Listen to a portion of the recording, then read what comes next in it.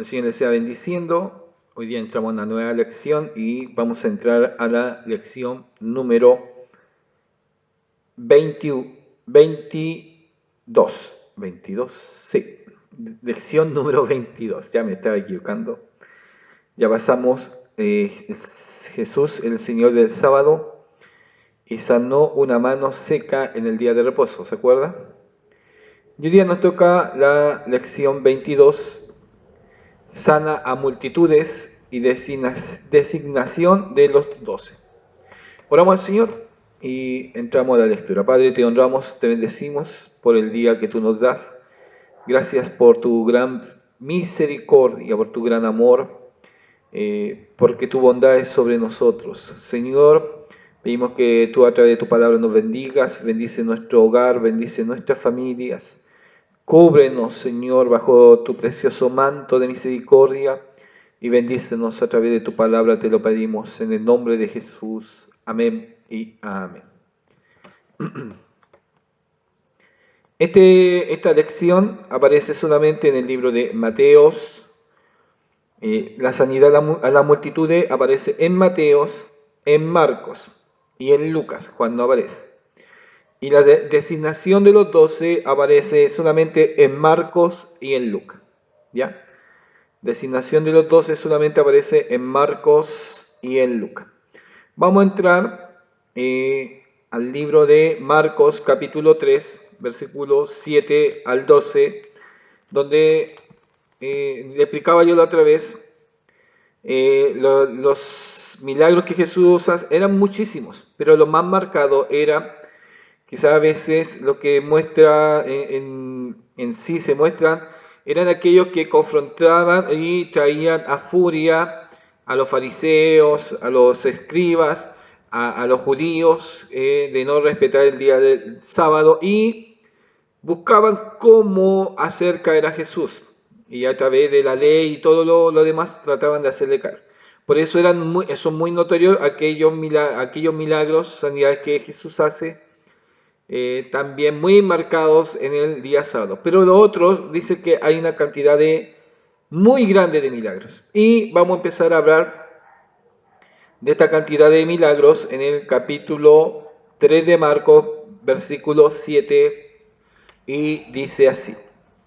Mas Jesús se retiró al mar con sus discípulos y le siguió una gran multitud de Galilea. Ya, ahí la voy a ver. Jesús está en este instante en la ruta de Galilea, ¿no es cierto? Y va de cerca al mar de Galilea, cerca de Capernaum. Galilea con Capernaum está muy cerca aquel lugar, no es muy distante. Pero Jesús es tanta la cantidad de personas que él se empieza a retirar hacia el mar de Galilea, ¿ya? Mar de Galilea y de Judea. Y le siguió gran multitud de Galilea y de Judea. Y ahí empieza usted a ver el mapa, porque le sigue una gran multitud, habla de Judea, de Galilea, estamos hablando de Judea, de Jerusalén. El sector es muy lejos, demasiado lejos, para llegar ahí al mar de Galilea. La avanzada, la noticia corrió muy fuerte de que Jesús estaba obrando, Dios a través de su vida, o Jesús estaba haciendo sanidades, Jesús estaba haciendo milagros, y la distancia de Jerusalén, de Judea, era muy lejos, de Idumea, del otro lado del Jordán, de los alrededores de Tiro y Sidón. Ya ahí se me perdió en el mapa Tiro y Sidón. ¿Ya? Básicamente que en el otro mapa donde está Tiro y Sidón, porque ya se expandió, la fama de Jesús se expandió de una manera increíble. Tiro, Sidón, oyendo cuán grandes cosas hacía, grandes multitudes vinieron a él. De distancias muy largas, quizás de días, y más encima de días y llevando enfermos. No es ya una distancia larga solamente, y ya con problemas y dificultades, pero la otra dificultad más grande es cómo llevar enfermos. Gente que no podía, que era paralítico, gente quizás estaba endemoniada, gente que necesitaba ir en camillas, personas enfermas de diferentes clases que aún, cada uno dice, cada arriba de un burrito, de una mula, pero quizás el movimiento hasta del animal le provocaba dolores, pero lo importante era llegar donde estaba Jesús. Las necesidades. Es decir, las necesidades en el instante quizás no van a importar la incomodidad, no va a importar el dolor, la circunstancia, quizás hasta la necesidad, el hambre, quizás muchos de ellos muy pobres, ya no teniendo nada, pero a muchos quizás ni tenían ni un animalito para poder ir, quizás una carreta, algo con 2 ruedas le colocaron, ya yo la llevo, y colocaban al enfermo arriba y vamos caminando. Distancias larguísimas, pero qué importante era llegar donde estaba Jesús. Multitudes, multitudes. ¿Sabe por qué es importante marcar esto? Porque después de esta historia, viene el Sermón del Monte. Y el Sermón del Monte me aparece una historia bien especial que la armonía del Evangelio que me da la plenitud, también me involucra en este aspecto la multiplicación de los panes y los peces. Por eso Jesús se apiadó de una multitud, porque no es solamente porque era una multitud, no. Esta multitud venía desde muy lejos, muy lejos. Y muchos ya a mitad de camino ya se habían acabado los víveres, ya tenían hambre, pero a pesar con hambre, iban con todo esfuerzo, aún con hambre o con sed, iban con el esfuerzo de llegar a Jesús. ¿Iban de dónde? Ve al mapa, de Galilea, de Judea, Jerusalén, de Idumea, del otro lado del Jordán, de los alrededores de Tiro y Sidón, oyendo cuán grandes cosas hacía, grandes multitudes vinieron a él.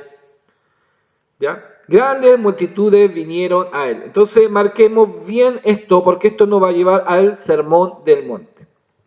Bien, dijo a sus discípulos que le tuviesen siempre lista la barca a causa del gentío, para que no le oprimiese.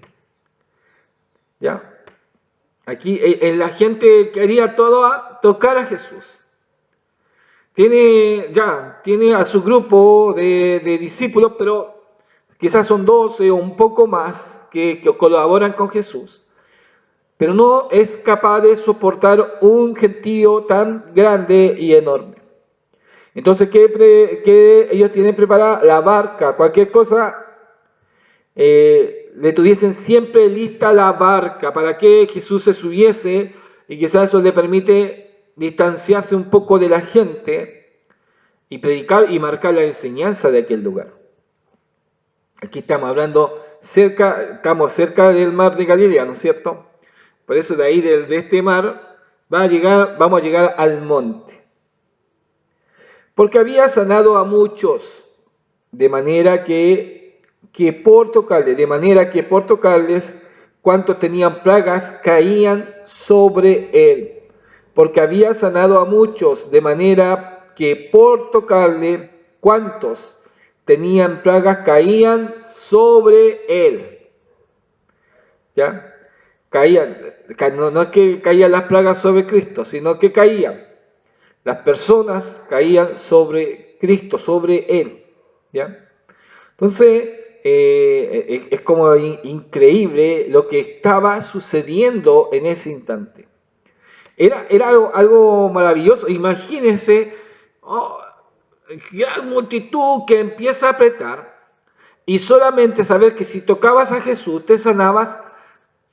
Algunos caían ahí, y otros que mientras el otro caía, quizás no era un orden, la multitud no llevaba un orden por la desesperación, por si acaso Jesús se corría. Entonces caía, los otros quizás pasaban por encima, parando los discípulos, los otros ya venían otros a tocar a Jesús. Entonces el momento era muy fuerte, muy especial. Muy especial. No es que Jesús ya hagan una finita, yo voy a orar por ti, ya. No, no, no, la desesperación de la gente era increíble. Entonces los discípulos tenían gran problema, mucho trabajo en esta área. Mucho trabajo en esta necesidad. Y ahí quizá también en este trabajo, estamos hablando de una compañía de hombres que está resguardando a Jesús, que está aprendiendo de Jesús, que está apoyando a Jesús, porque aquí no es solamente aprenda, no, tienen que apoyar, tienen que estar listos, tienen que, mira, viene mucha gente, me van a oprimir, la barca, ¿quién va a estar en la barca? Ya ustedes, grupos, el grupo de trabajo tenía que saber bien lo que tenía que hacer, no, no, no, que yo no sé, ¿por qué voy a hacer aquí? No, Cristo tenía que enseñarle bien una distribución de trabajo a sus discípulos y lo estaba haciendo. Entonces algunos tenían que estar listos con la barca, no, ni hasta los 12 ya Jesús y Jesús solo, no. Unos cuidando a Jesús, viendo que no lo apretase, viendo que no lo oprimiera, pero también los otros listos con la barca para tomarlo, para colocarlo, para distanciarse, también para tomar a los otros discípulos. El trabajo era muy, muy fuerte y también cubrir las necesidades. Tengo sed, tengo hambre, tenemos hambre, son 12, con Jesús 13. ¿Cómo se sostenía? ¿Quién recibía? La gente venía, era sanada, pero también yo creo que muchos también ofrendaban al ministerio, a la compañía, a sus discípulos, le entregaban la ofrenda. Acordemos que había un tesorero. Entonces, si había un tesorero, muy posiblemente muchos, a través de lo que la gracia al Señor y todo lo que los milagros maravillosos ofrendaban generosamente, de esa manera se podía mantener el ministerio. Porque ¿cómo se sostienen 12? ¿Cómo se sostienen 12 hombres? Acordemos que también había mujeres que también apoyaban a Jesús en cocinar, en atender a los discípulos. Entonces, el trabajo era muy fuerte, la necesidad era muy fuerte, la gente estaba agolpada. ¿Y cuándo iban a cocinar ellos? ¿Cuándo iban a cocinar? ¿Quién vaya a comprar? Oye, ¿sabes que ya hay mucha gente, estamos llegando a la hora de almuerzo, ¿qué van a hacer almuerzo? ¿Cocinarían ellos? No, había mujeres que también apoyaban al ministerio, pero era un trabajo organizado, ¿no es cierto? La cantidad era mucho, dicen que era mucho, entonces mayormente entre más eran los sanados y que habían enfermedades muy, muy difíciles, quizás de muerte, pero cuando eran sanados eso inspiraba la fe a otros, la necesidad de ir y de venir a Jesús para que fuesen sanados ellos también. Entonces, porque había sanado a muchos, de manera que por tocarles cuanto tenían plagas caían sobre él. Y los espíritus inmundos, al verle, se postraban delante de él y daban voces diciendo, tú eres el Hijo de Dios. Mas él le reprendía mucho para que no le descubriese. Era un tremendo, la escena, el momento era atroz. Y los discípulos quizás nunca habían visto una liberación, una expulsión de demonios, pero ya estaban viendo cosas muy, muy especiales, cosas muy fuertes, muy sobrenaturales. El poder de Dios actuando de una manera increíble. Yo creo que muchas veces quedan ellos impávidos, sorprendidos de lo que estaba pasando, de lo que estaban viendo. No podían dejar al maestro. No. ¿A dónde? A ver, ¿en quién podían ver esto maravilloso y sobrenatural? El poder de Dios en Cristo actuando de una manera increíble. Cristo, poder de Dios, el Mesías, lo que esperaba la profecía, estaba actuando de una manera increíble, maravillosa, en las necesidades de las personas. Las personas sí tenían necesidades. Que es como increíble pensar, uno ve tanta gente, a veces, como que nada, todo estuviera bien. Vamos al centro y como que todo sano. Hay más de algunos que vemos alguna silla de rueda o no sé. Pero cuando llega el poder de Dios van a aparecer enfermos, gente que pareciera sana pero tiene enfermedades crueles y terribles. Gente que aún tiene espíritu inmundo, no puede vivir, no puede dormir, son amedrentados, sufren, lloran, son desesperados, no tienen paz y necesitan un auxilio.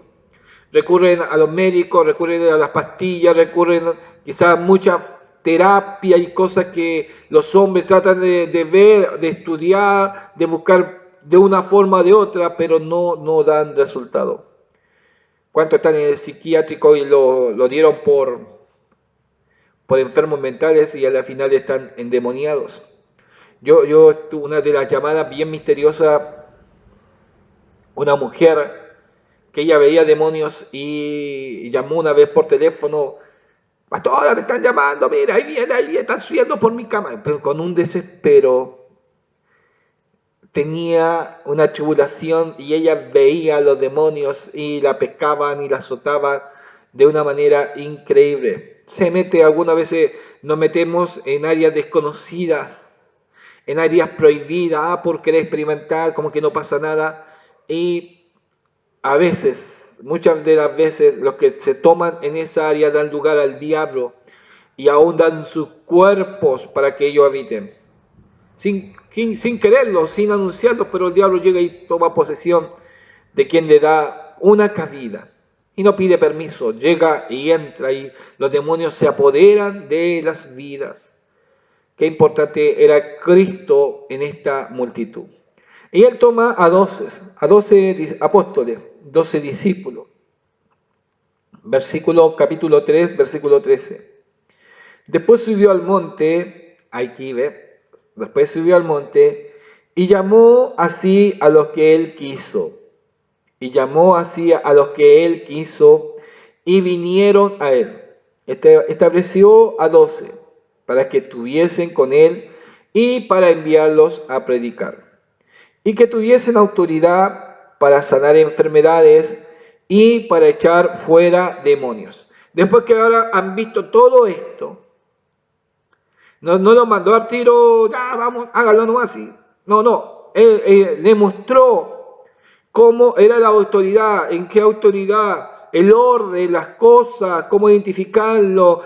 Hay una situación, a veces oramos por enfermos y a veces están endemoniados. Y a veces hay enfermos que oramos que están endemoniados, pero están endemoniados, son enfermedades. Entonces tenemos que también aún aprender nosotros. ¿Me entiendes? Hay situaciones, y a mí una vez me tocó, experiencias que son a veces para risa. Fui a un hogar que supuestamente la señora estaba endemoniada. Llegué, yo no tanté el ambiente, se nota al tiro una persona endemoniada y todo lo demás, pero no sé, dije yo, aquí hay algo raro, no siento eso de endemoniado. No hay una claridad, no hay una evidencia que haya un demonio o una persona endemoniada. Hablé con la persona y sí, la persona estaba atribulada. ¿Atribulada en qué sentido?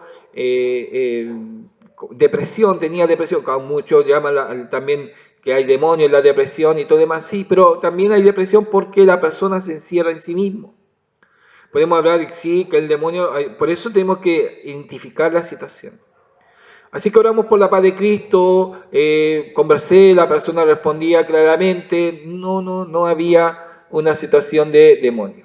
Yo le dije, mire, esto tiene que pasar, esto, veamos y estudiemos qué vaya pasando adelante. Oramos la tranquilidad del Señor, colocamos la paz del Señor, pero nos faltó que él le dijo a alguien, no, aquí hay algo más, hay que sacarle el demonio, y llamaron a otra persona, otro pastor o pastora que no sé de qué lugar llegó, y empezó a orar, dijo, acá hay un demonio, hay que buscarlo, está amarrado en algo. Y dieron vuelta a toda la casa buscando, no, que por aquí, lo siento, que por acá. Buscaron por todos lados, no encontraron nada.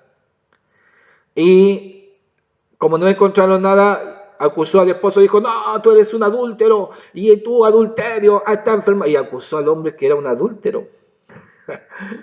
Quedó la escoba en el matrimonio, quedó la embarrada. Y lo acusó de adúltero, que tenía una mujer que andaba con una rubia.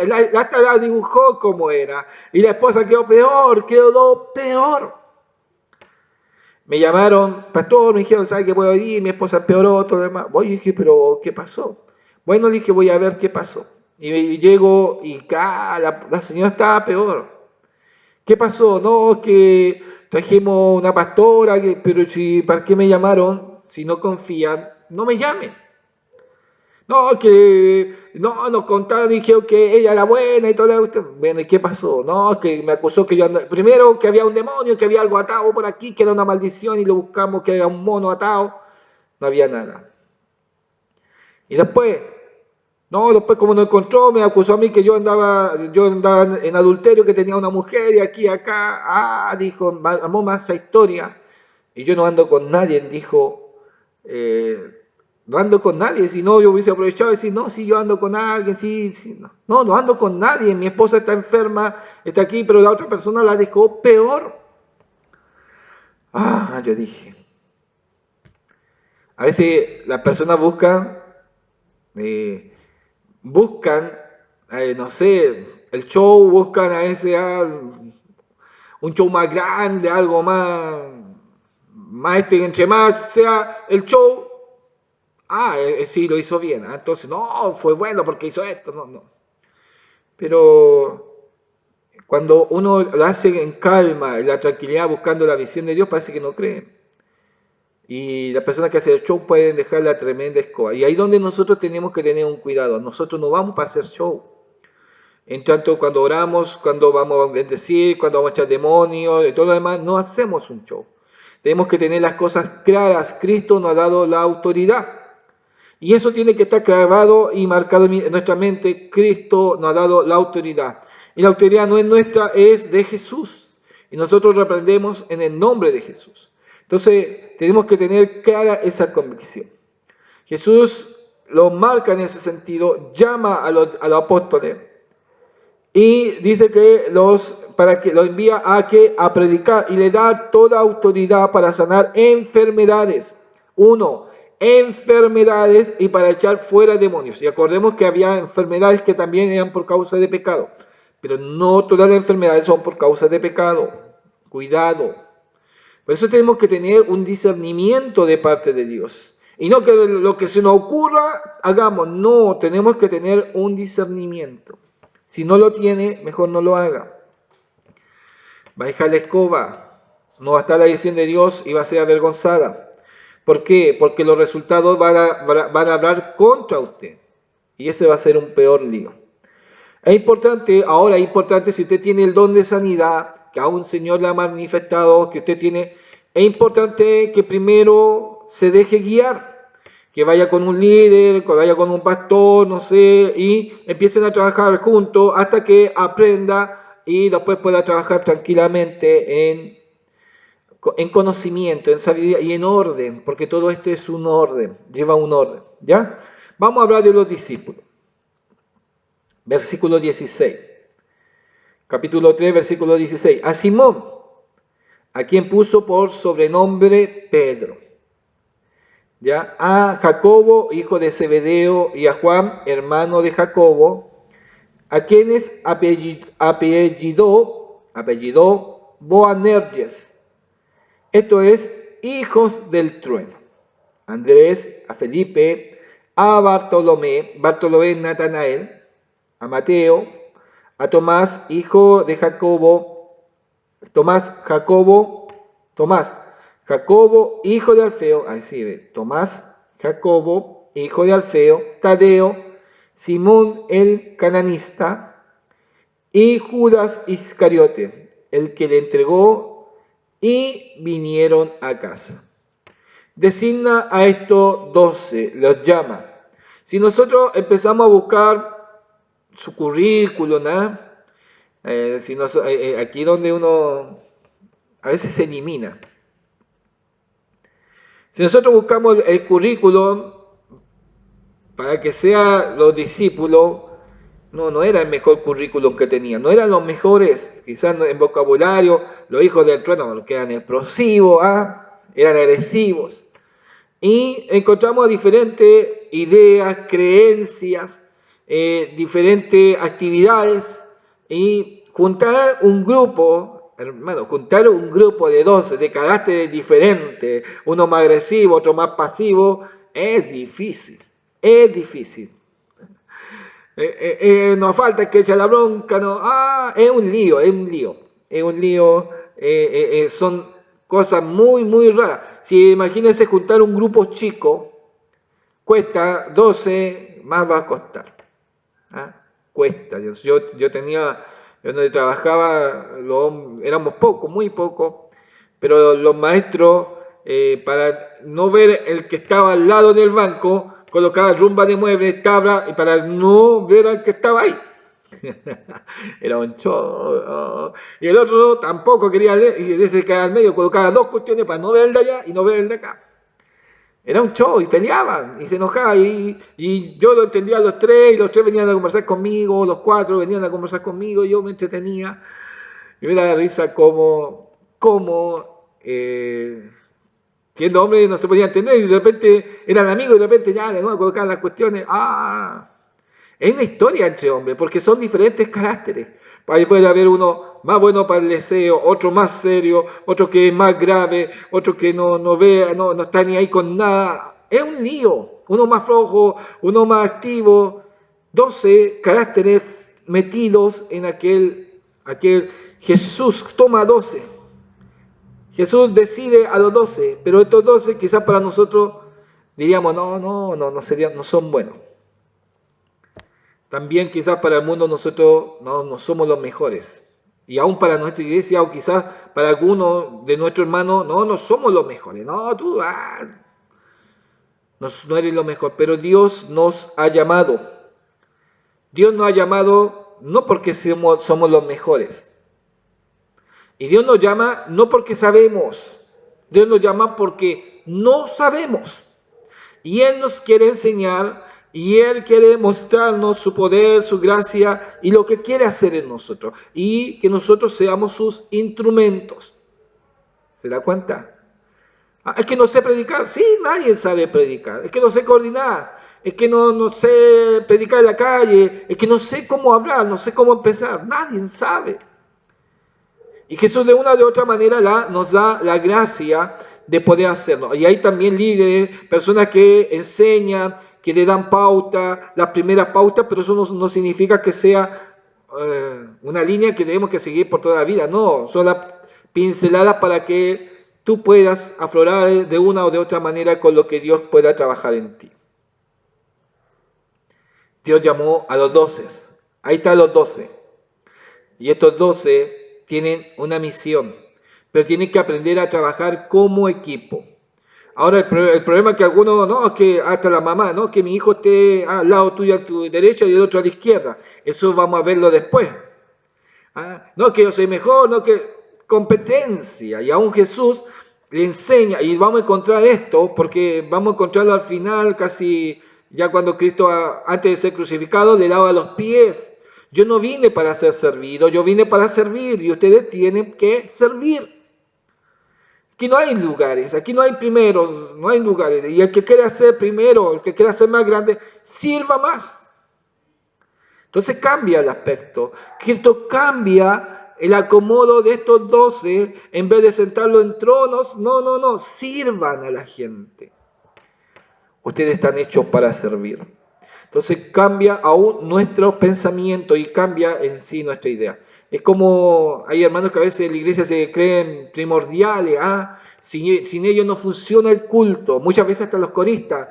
Si no voy no va a funcionar el culto, va a ser fome porque no está la música. No es así. No. El esencial, primordial es el Señor. Hay predicadores que se sienten importantes. Y cuando están ellos solamente se siente la gloria del Señor. No. Dios puede tomar hasta un niño y su gloria se puede sentir de una manera increíble.